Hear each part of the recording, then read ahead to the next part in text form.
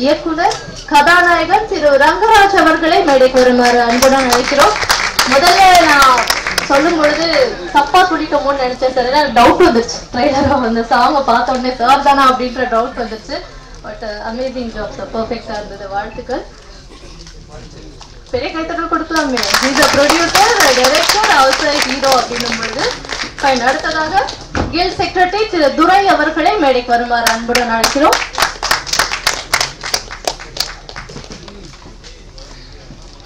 படத்தையும் படக்குழுவினையும் வாழ்த்தி திரு துரை அவர்கள் வருகை தந்திருக்காங்க. Welcome sir.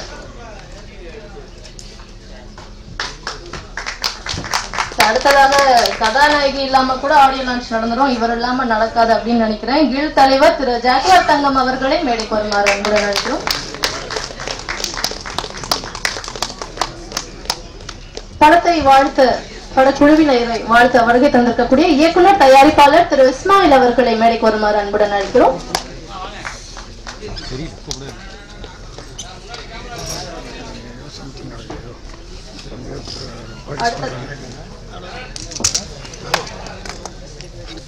எப்பவுமே வந்து மேடையில பெண்கள் இல்ல அப்படின்னாலே அந்த மேடையே வந்து இதெல்லாம் ஒரு மேடையா அப்படின்ற மாதிரியான ஒரு ஃபீல் கொடுத்துரும். பெண்கள் அதை தாண்டி ஒரு எக்ஸ்பீரியன்ஸ்டு ஃபீமேல் ஆர்டிஸ்ட் வராங்க அப்படின்னும் பொழுது அந்த மேடைக்கான மரியாதை வந்து கூடும். அப்படி இப்போ வருகை தந்திருக்கக்கூடிய ஸ்ரீலேகா மேம் அவர்களை மேடைக்கு வருமாறு அன்புடன் அழைக்கிறோம்.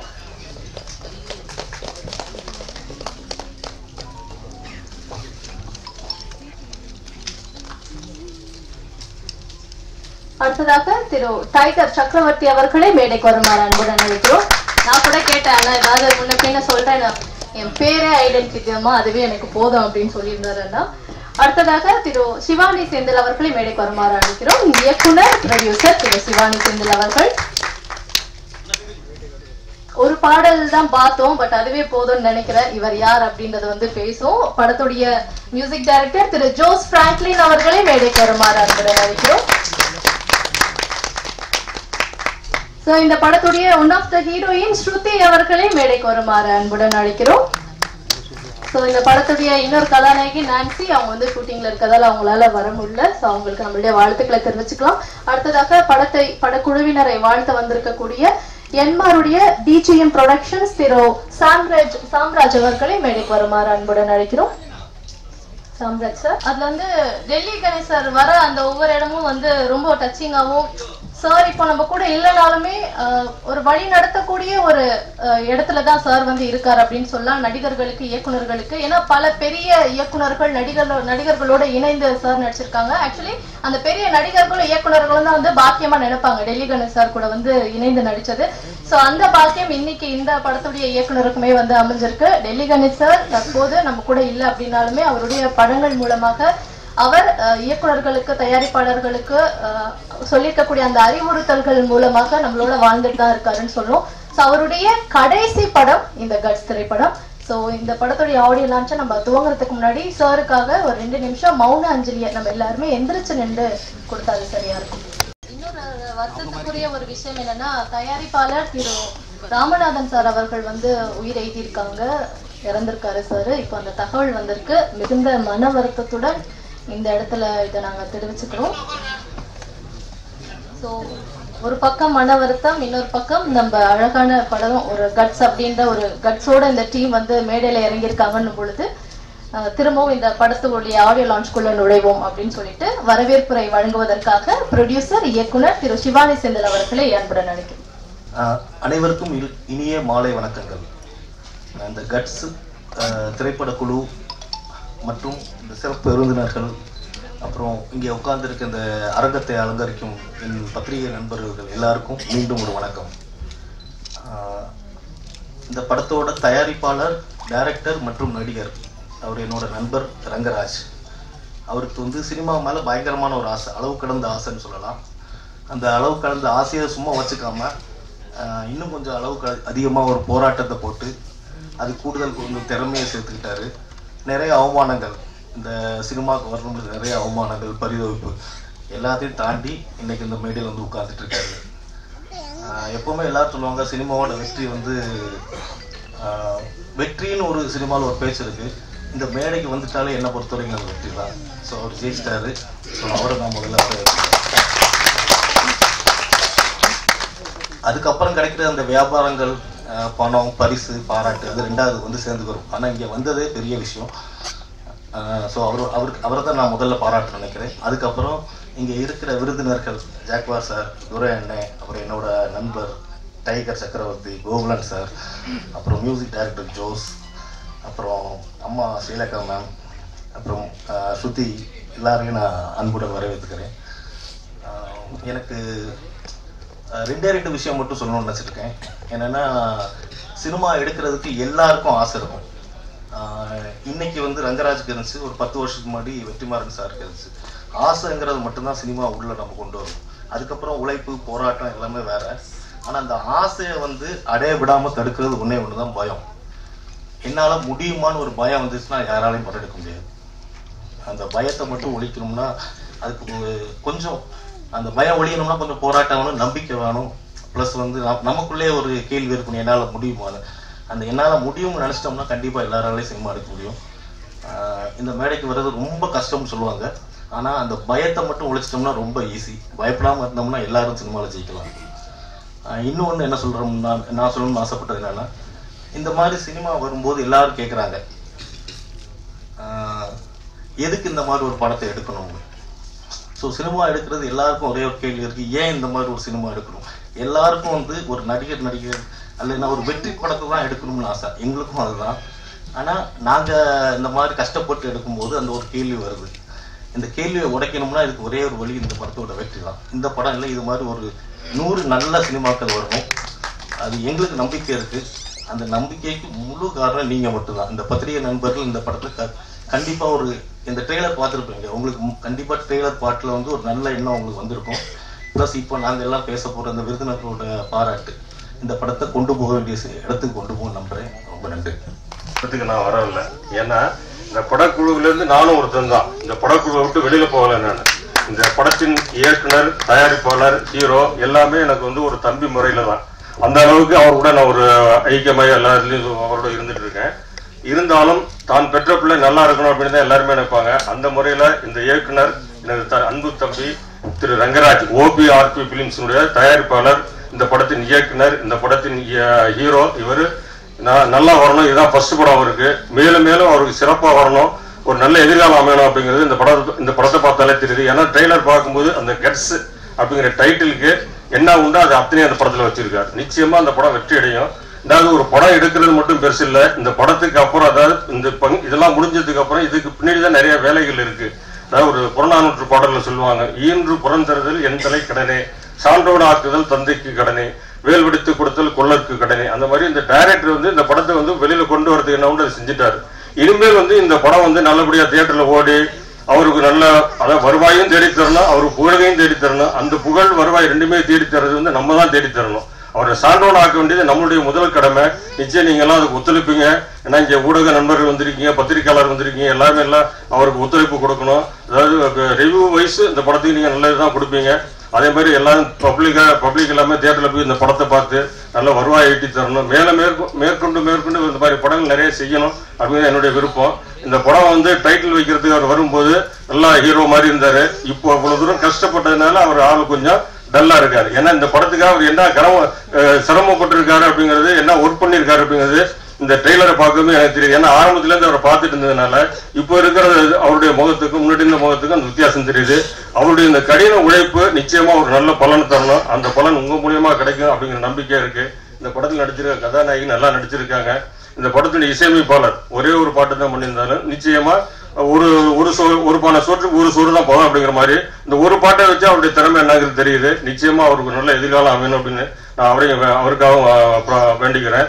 இந்த படம் வந்து நிச்சயம் வெற்றி அடையறதுக்கு என்னுடைய வாழ்த்துக்களை தெரிவிச்சுக்கிறேன். அது அன்பு தம்பி ரங்கராஜ் அவர்களுக்கு என்னுடைய தனிப்பட்ட முறையில் வாழ்த்துக்களை தெரிவிச்சு எல்லாம் அந்த படக்குழுவினருக்கு அந்த வாழ்த்துக்களை தெரிவிச்சுக்கிறேன். ஏன்னா அந்த படக்குழுவினருக்கு தெரிவிச்சுக்கிற வாழ்த்துங்கிறது எனக்கு நானே சொல்லிக்கிற மாதிரி வாழ்த்து. நன்றி, வணக்கம். அடுத்ததான் இங்க வந்து பேச போறவங்களை வந்து நம்ம பல ஆண்டு காலமா டிவில படங்கள்ல வந்து பார்த்துட்டு வரோம், நம்ம அப்பா அம்மா காலத்துல இருந்து. ஆனா நம்ம பார்த்தா கூட அவங்கள வந்து ஒரு கதாநாயகியா ஒரு ஓகே இந்த ஹீரோயின்ல இந்த படம் பண்ணிருக்கான் அப்படிலாம் தோணாது. என்ன தோணும்னா என்ன கேரக்டரா அவங்க இருக்காங்களோ அந்த கேரக்டரா மட்டும்தான் தோணும். ஏன்னா அந்த அளவுக்கு மேமுடைய பர்ஃபார்மன்ஸ், அந்த அளவுக்கு ஒரு இன்வால்வ்மெண்ட் இருக்கும். இப்போ படங்கள் தாண்டி சீரியல்ல பாத்தீங்கன்னா ஒவ்வொரு நாளும் நம்மளோட இணைந்து அவங்க வாழ்ந்துட்டு இருக்காங்க அப்படின்னே சொல்லலாம். ஸோ ஸ்ரீலேகா மேம் சில வார்த்தைகளை பேசுமாறு அன்புடன் கேட்டுக்கொள்கிறோம். வணக்கம். மேடையில் அமர்ந்திருக்கவர்களுக்கும் பத்திரிகை சகோதர சகோதரிகளுக்கும் என்னுடைய வணக்கத்தை தெரிவிச்சுக்கிறேன். நிறைய பேர், அதாவது எனக்கு முன்னாடி பெரியவங்க எல்லாம் நிறைய வகுத்த பாதையில தான் நான் இந்த நிமிஷம் வரைக்கும் அவங்க சொன்ன ஒரு அறிவுறுத்தலின்படி தான் நான் வந்துகிட்டு இருக்கேன். அதனால அவங்க எனக்கு சொல்லி கொடுத்தது இப்ப சகோதரி சொன்னாங்க எந்த கேரக்டரா இருந்தாலும் நான் கேரக்டர்ல இருக்கேன்னு. அவங்க சொல்லி கொடுத்தது தான் அதை மைண்ட்ல இன்னமும் வச்சுக்கிட்டு அது என்ன ரோல் பண்ணாலும் அந்த மாதிரி வாழணும்ன்றது என்னுடைய மைண்ட்ல இருக்கு. எத்தனை வருஷம் இருக்கிறோங்கிறது முக்கியம் இல்லை, எல்லாரோட எப்படி இருக்கோங்கிறது தான் முக்கியம்.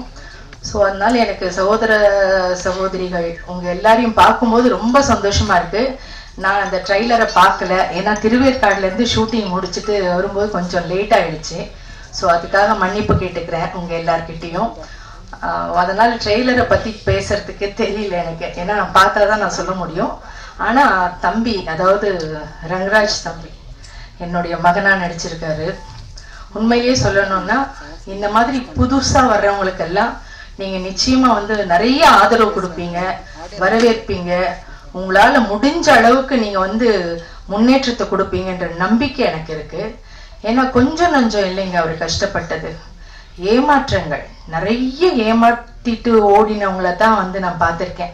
முதல் நாள் ஷூட் போவேன், அடுத்த நாள் போனா அந்த இயக்குனர் இருக்க மாட்டாரு. என்ன தம்பி என்ன இல்லம்மா அது, ஆனா யார் மேலேயும் அவர் குத்தம் சொல்ல மாட்டாரு. அதுதான் இல்லம்மா இந்த மாதிரி கிளம்பிட்டாங்கம்மா அவ்வளவுதான் அப்படின்வாரு. அப்ப நான் சொல்ல, நீங்க வருத்தப்படாதீங்க, ஒருவேளை கதாநாயகன் ப்ரொடியூசர் இல்லாம இயக்குனர்ன்ற பேரும் உங்களுக்கு வரணுங்கிறதுக்காக தான் கடவுள் இந்த மாதிரி அமைச்சு கொடுத்துருக்காரு. அதனால நீங்க கடவுளுக்கு நன்றி தான் சொல்லணும். உங்களை விட்டுட்டு போனவங்களுக்கு நீங்க தேங்க்ஸ் சொல்லுங்க, அதுதான் சிறப்பு. இல்லைன்னா அந்த இயக்குனருங்கிற அந்த ஒரு பேர் வந்திருக்காது தம்பிக்கு. ஸோ அதனால அப்புறம் என்ன புக் பண்ணும்போது கேட்டிருந்தாங்க இந்த மாதிரி. நான் சொன்னேன் யார் நடிக்கிறாங்க அப்படின்னு. புதுசுமா, அவர் தான் ப்ரொடியூசர், அவர் தான் ஹீரோ அப்படின்னாங்க. சரி ஓகே, ஏன்னா நானும் ஒரு காலத்துல அப்படிதான் புதுசா வந்தேன். ஸோ அதனால புதுசா நடிக்கிறவங்க கூட எல்லாம் நடிக்க கூடாது, அவங்க எப்படி அப்படியெல்லாம் கிடையாது. என்னுடைய எண்ணம் அப்படியே கிடையாது.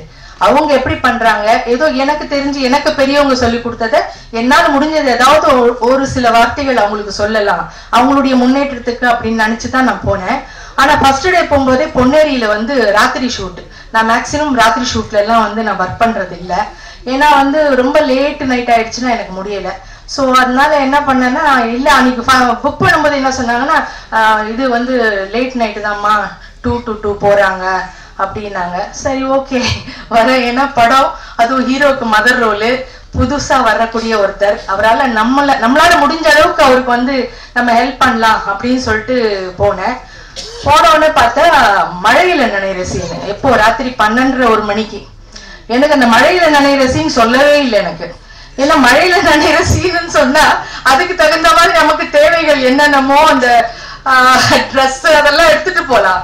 ஒண்ணுமே சொல்லலை. என்னப்பா மழையில என்ன, ஐயோ அம்மா உங்களுக்கு சொல்லலையாம்மா அவங்க, ஐயோ சாரிம்மா அத்தனை சாரி. நான் கார்ல கிளம்பி ஷூட்டிங் முடிஞ்சு திரும்பி வர்ற வரைக்கும் அத்தனை மன்னிப்பு கேட்டுட்டு இருந்தார். நான் சொன்னேன், ஐயோ அத்தனை மன்னிப்பு கேட்க வேண்டிய அவசியமே இல்லை தம்பி, வந்துட்டோம் நடிச்சிட்டோம். ஏன்னா வந்ததுக்கு அப்புறம் பண்ண மாட்டேன்லாம் சொல்ல முடியாது, நடிச்சிட்டோம். அதனால நீங்க அதை பத்தி எல்லாம் ஒண்ணுமே முதல்ல நீங்க இந்த மன்னிப்பு கேட்கறத விடுங்க அப்படின்னு. அதே மாதிரிங்க உண்மையிலேயே நான் இந்த தம்பி நடிக்கும் போது அந்த ஒரு மழை சீன்ல நான் அவர் செத்து போற மாதிரி ஒரு சீனு. அதுல பாத்தீங்கன்னா உண்மையிலேயே நான் ஒரு புதுசா வந்த ஆர்டிஸ்ட் மாதிரி எனக்கு தெரியல. ஏன்னா அந்த அளவுக்கு ஸ்ட்ரெயின் பண்ணி அந்த அளவுக்கு ஒரு பொறுப்பா அந்த அளவுக்கு அந்த அடுத்த ஆர்டிஸ்டுங்களுக்கும் அந்த கஷ்டத்தை கொடுக்க கூடாது, தன்னால அவங்களுக்கும் கஷ்டம் ஏற்படக்கூடாதுன்ட்டு நினைச்சு அந்த ஒவ்வொரு கேரக்டர் அந்த ஒவ்வொரு சீனும் அந்த அளவுக்கு பிரமாதமா பண்ணியிருக்காரு. உண்மையா ஒரு மகன்னா மகன் மாதிரியே நடிச்சிருக்காரு. சோ அதனால உண்மையா நான் அதுல நடிக்கும் போது எனக்கு அவரு மகனா நடிக்கிறாருன்னு எனக்கு தெரியல. உண்மையா நானும் அவரு அம்மா பிள்ளையாதான் வாழ்ந்தோம். அதுல உண்மையிலேயே எனக்கு ரொம்ப சந்தோஷம். அதனால அவருடைய எனக்கு டைட்டில் முந்தா நேத்து தான் தானு அண்ணா தான் டைட்டில் ஓபன் பண்ணாரு. அப்போ நான் படம் அப்பதான் எனக்கு டைட்டிலே தெரியும், ஏன்னா டைட்டில் யாருக்குமே தெரியாது. அப்ப டைட்டில் பார்த்த உடனே தம்பி வந்து எனக்கு அனுப்பிச்சிருந்தாரு வாட்ஸ்அப்ல, அம்மா இது மாதிரி தான் டைட்டில் அப்படின்னு சொல்லிட்டு. பார்த்தா கட்ஸ். அந்த டைட்டிலுக்கு ரொம்ப பொருத்தமான ஒரு ஆசாமி யாருன்னா ரங்கராஜ் தான். அதுல எந்த விதமான மாற்று கருத்துமே கிடையாது. ஏன்னா அந்த அளவுக்கு கட்ஸான ஒருத்தர் நல்லா ஒர்க் பண்ணிட்டு இருந்த ஒரு இடத்த விட்டுட்டு இந்த சினிமா மேல இருக்கிற ஆர்வத்துல தன்னுடைய என்ன சொல்றது அவ்வளவு கஷ்டத்தையும் ஏமாற்றத்தையும் அசிங்கத்தையும் அவமானத்தையும் தாங்கிக்கிட்டு இந்த படத்தை வந்து அவர் இந்த அளவுக்கு, நான் போன் பண்ணேங்க ஒரு 2 மாசத்துக்கு முன்னாடி, போன மாசம் எல்லாம் வந்து 2-3 தடவை ட்ரை பண்ணுவேன். எப்பவுமே நான் ஒர்க் பண்ணிட்டேன்னா அந்த ஹீரோ ஆகட்டும் இல்ல அந்த கூட இருக்கிற கோ ஆர்டிஸ்ட்லாம் எப்படி இருக்காங்கன்னு ஜஸ்ட் ஒரு கால் பண்ணுவேன். தம்பிக்கு 2 மாசமா போன் பண்றேன், போனே எடுக்கல. எனக்கு ஏன் தம்பி எடுக்க மாட்டேங்கிறாரு, என்ன எம்எல்ஏ ஏதாவது வருத்தமா கோவமா என்னாச்சு, என்ன படம் ரிலீஸ் பண்ண முடியலையா, ஏன் எதுக்குன்னு மண்டையை போட்டு பிச்சுக்கிறேன். அதுக்கப்புறம் வந்து தம்பி வந்து அன்னைக்கு போன் பண்ணி இந்த மாதிரி இல்ல வந்து படம் ரிலீஸ்க்காக நான் கொஞ்சம் வந்து அலைஞ்சிட்டு இருந்தேன், அதனாலதான் உங்க போன் எடுக்கல, சாரி தப்பா எடுத்துக்காதீங்கம்மா, இப்ப வந்து எல்லாத்தையும் நல்லபடியா முடிச்சுட்டேன், நாளைக்கு வந்து இந்த மாதிரி தானவண்ணன் கிட்ட போயிட்டு டைட்டில் வைக்கிறோம் அப்படின்னோடனே, ஓ இதுக்காக தானப்பா, நீ அதெல்லாம் கவலையே படாத, நிச்சயமா ஒரே ஒரு விஷயம்ப்பா, நம்ம இந்த இடத்துல வந்து சாதிக்கணுங்கிற விஷயம் இருந்தா தான் கடவுள் வந்து நம்மளை இங்க கூட்டிட்டு வருவாரு. இல்லைன்னா வேற ஏதாவது நீ ஒர்க் பண்ற இடத்துலயே ஒர்க் பண்ணிட்டு அங்கேயே ஹாயா இருந்திருக்கலாமே, இங்க வர வேண்டிய அவசியமே இல்லையே. அதனால நிச்சயமா உன்னுடைய அந்த டெடிகேஷனுக்கு அந்த சின்சியர் ஒர்க்குக்கு நீ அந்த தொழில் மேல வச்சிருக்கிற பக்திக்கு கண்டிப்பா நீ நிச்சயமா நல்லா வருவே அப்படின்னு சொன்னேன். அதுக்கு தகுந்த மாதிரி அந்த பேரும் அவருக்கு ரொம்ப சூட்டபிளான ஒரு நேம் கட்ஸ். உண்மையிலேயே அவர் ரொம்ப கட்ஸானவர் தான். அதனால நீங்க எல்லாரும் சேர்ந்து உங்க வீட்டு பிள்ளையா நினைச்சு அந்த பிள்ளைய நிச்சயமா நீங்க உங்களுடைய எழுத்து உங்க கையில தான் இருக்கு, எல்லாமே உங்க கையால் அவர் வந்து இன்னும் மேன்மேலும், அதாவது இவர் வந்துட்டாருன்னா இன்னும் அடுத்தடுத்து கூட படங்கள் நிறைய வர்றதுக்கு நிறைய பேருக்கு வந்து வாய்ப்புகள் கொடுக்கறதுக்கும் ஒரு பெரிய விஷயமா இருக்கும். அதனால நீங்க எல்லாருமா சேர்ந்து அந்த தம்பியை உயர்த்தி விடணும்னு உங்ககிட்ட நான் தாழ்மையோட கேட்டுக்கிறேன். எனக்கு பேச வாய்ப்பு கொடுத்ததுக்கு நன்றி, வணக்கம். Thank you ma'am. இந்த படத்துல அம்மா கதாபாத்திரம் மட்டும் இல்ல, நீங்க இங்க நின்றுட்டு இருந்த அவ்வளவு நிமிஷமும் அவங்களுடைய அம்மா மாதிரி தான் ரெப்ரசென்ட் பண்ணி ரொம்ப அழகா அவருக்கான வாழ்த்துக்கள் வந்து பகிர்ந்துக்கிட்டீங்க மேம். Thank you so much. அடுத்ததா படக்குழுவினரை வாழ்த்து பேசுவதற்காக டைரக்டர் அண்ட் ப்ரொடியூசர் திரு இஸ்மாயில் அவர்களை அன்புடன் அழைக்கிறோம். வணக்கம். இந்த விழாவில் கலந்து கொள்வதற்காக இங்கே வந்திருக்கக்கூடிய ஆண்டோர்களே சான்றோர்களே, அதை காட்டிலும் இந்த படத்திற்கு இங்கே இருக்கவங்களை விட அங்கே இருக்கக்கூடிய விஐபிகளை ஏன் சொன்னா இங்க இருக்கவங்க வாழ்த்துவோம் போயிடுவோம், இதை எங்க கொண்டு சேர்க்கணும் அப்படிங்கிறது உங்க கையில இருக்கு. சின்ன படங்கள் எல்லாத்துக்கும் எப்போதும் ஹெல்ப் பண்ணக்கூடியவங்க நீங்க. அதனால பத்திரிகை நண்பர்கள் இந்த படத்தை முதல் வெற்றி படமாக்குவதற்காக வேண்டி உங்களுடைய அனைத்து சப்போர்ட்டையும் செய்யணும்னு ஃபர்ஸ்ட் கேட்டுக்கிறேன். ட்ரெய்லர் சாங் பார்த்தோம், ரொம்ப நல்லா இருக்கு, அற்புதமா இருந்துச்சு. கட்ஸு சினிமா எடுக்கக்கூடிய எல்லாருக்குமே கட்ஸ் இருந்தால் மட்டும்தான் சினிமாவுக்கு வருவான். சாதாரணமா பணம் இருந்தாலும் சினிமா எடுக்க முடியுமா? முடியாது. கட்ஸ் இருக்கவன் தான் சினிமா எடுக்க முடியும். அம்மா சொல்லிட்டாங்க அவருடைய எவ்வளவு பெரிய கட்ஸ் உள்ள ஆள் அப்படின்ட்டு. அதை விட ஒரு மூத்த நடிகர்கள் தன்னுடன் நடித்த நடிகரை பாராட்டுவது அதை விட சிறப்பு வேறொன்றும் இல்லை. நல்லா நடிச்சிருக்காரு அப்படின்னு நம்ம ஸ்கிரீன்ல பார்த்தோம், அதை விட அம்மா பாராட்டினது ரொம்ப சந்தோஷமான விஷயம். ஏன்னு சொன்னா பழம்பெரும் நடிகர்கள் நடிகைகள் நம்மளை பாராட்டுவது என்பது சாதாரண விஷயம் அல்ல. ஏன்னா அவங்க ரொம்ப பேரை பார்த்து ரொம்ப பேர் கூட நடிச்சு அப்படி வந்தவங்க, அப்படிப்பட்டவங்க பாராட்டியிருக்காங்க. நண்பருக்கு என்னுடைய முதல் வாழ்த்துக்கள். இந்த படம் கண்டிப்பா இப்ப எப்படி பிரஸ்காரங்க எல்லாரும் வந்திருக்கோமோ அதே மாதிரி ஒரு வெற்றி விழாவிலையும் நம்ம கண்டிப்பா கூடணும். ஏன் அப்படின்னு சொன்னா ஒரு முதல்ல ஒரு தயாரிப்பாளர் வர்றாரு அப்படின்னு சொன்னா சின்ன படம் பெரிய படம் அப்படிங்கிறத ஃபர்ஸ்ட் விட்டுருங்க. எல்லாமே படம், எல்லாமே படம். பணம் எப்படியோ அதே போலதான் படமும். பணத்துல 100 ரூபா இருக்கும், 500 ரூபா இருக்கும், 1000 ரூபா இருக்கும். அது மாதிரி செலவு செய்த பொறுத்து படங்கள் வேறுபடலாம். ஆனால் படம் படம் தான். என்ன கதை தேவைப்படுதோ, இந்த கதைக்கு என்ன தேவைப்படுதோ, அவங்ககிட்ட என்ன காசு இருக்கோ அதுக்கு தகுந்த மாதிரி படம் எடுத்திருப்போம், அவ்வளவுதான்.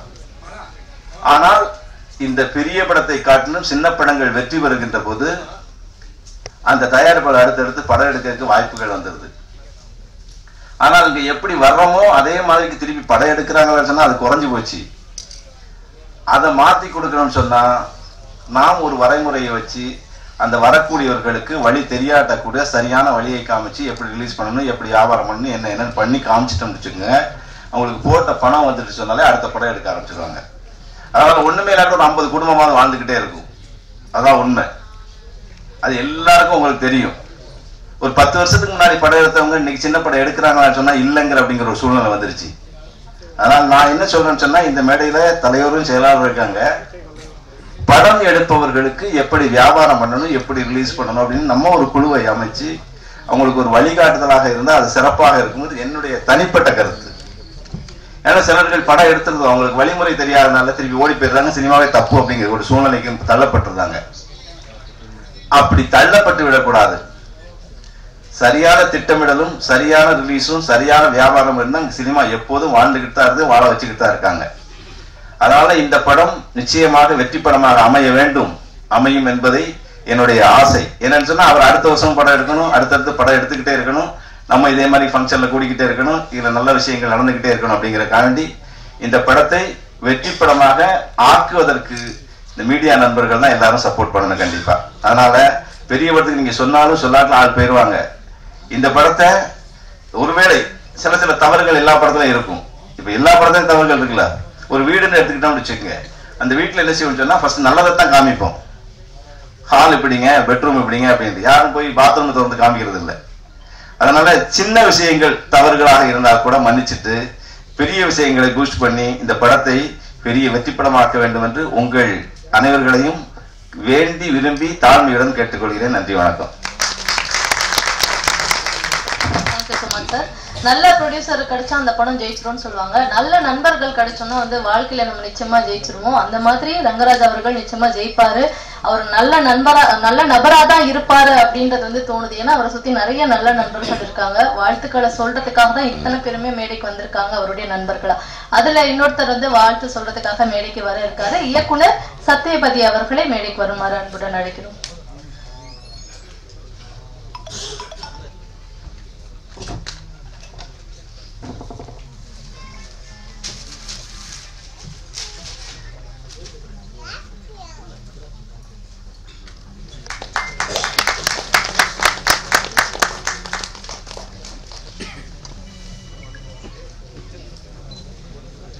அன்பு நண்பர்களுக்கு வணக்கம். ஒரே ஒரு விஷயம்தான், பட்ஜெட் படம் பெரிய படம்லாம் கிடையாது.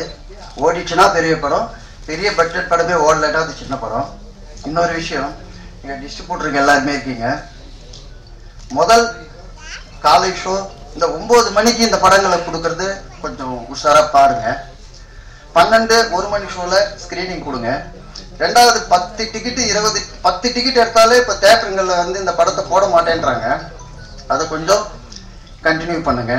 என்னமே வந்து ஒரு 3 நாளாவது ஒரு 10-15 டிக்கெட் எடுத்தால் கூட தேட்டரில் இருக்கணும். அப்படி இருந்தால் தான் ஒரு படம் நல்ல படமா கெட்ட படமான ஆடியன்ஸுக்கு ரீச் ஆகும். அதை வந்து இந்த டிஸ்ட்ரிபியூட்டருங்க, நம்ம ஆளுங்க சங்கத்தில் இருக்கிற எல்லாருமே டிஸ்ட்ரிபியூட்டருங்க தான், தூரம் உள்பட நீங்கள் அதை பார்த்துக்கணும். அதை மட்டும் பார்த்தீங்கன்னா ஒரு 3 நாள் நின்னா கூட போயிடும். ஜமா படம் காலை ஷோ சென்னையில் ஒரு தேட்டரில் 13 டிக்கெட் எடுத்து கூட அந்த படம் ரன் பண்ண மாட்டேன்ட்டாங்க. நாங்கள் எவ்வளோ சொல்கிறோம் அது நல்ல படங்க, கூட வேணா ஒரு 5 டிக்கெட் எடுக்கிறோன்னு, கடைசி வரைக்கும் ஒத்துக்கவே இல்லை. அப்புறம் அந்த படம் நல்லா போச்சு. அதனால தான் கிட்ட சொல்கிறேன். நன்றி, வணக்கம். Thank you so much sir.